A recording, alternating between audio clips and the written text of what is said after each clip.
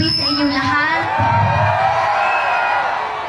Ako si Veronica Kitty Duterte, bunsong anak ni Pangulong Rodrigo Roa Duterte.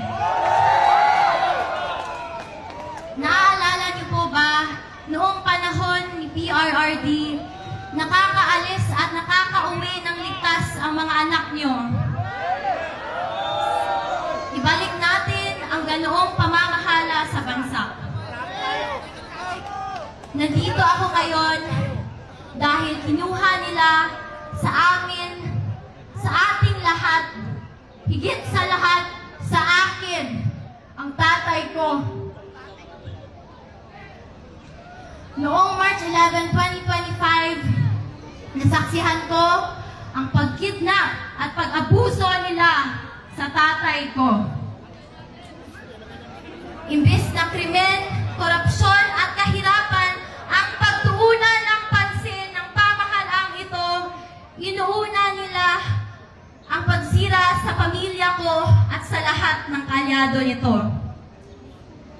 Pumili tayo ng matino at matapat sa paglilingkod kasi kung hindi, kawawa tayong lahat at ang mga susunod na henerasyon.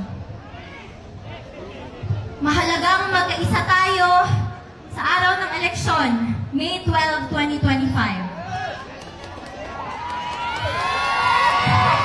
Suportahan natin ang PDP laban senatorial slate o mas kinikilalang Duterte.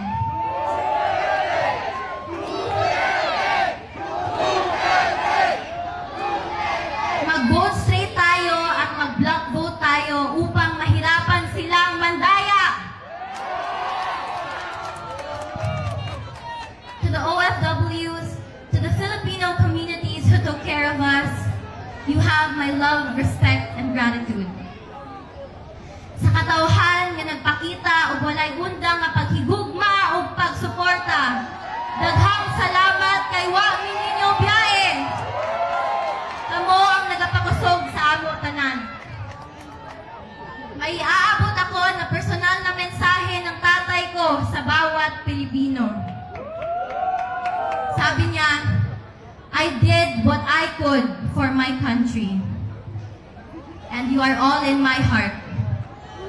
Pangalawa, sabi niya, kung kakalimutan niyo lang rin ang Duterte, kalimutan niyo na lang rin siya. Mga kababayan, huwag nating kalimutan ang bilin ni Tatay Digong. Sa mga kabataan, hinihikayat ko kayong magbantay sa mga boto dahil dito nakasalalay ang kinabukasan nating lahat. Maraming salamat po and God save the Philippines.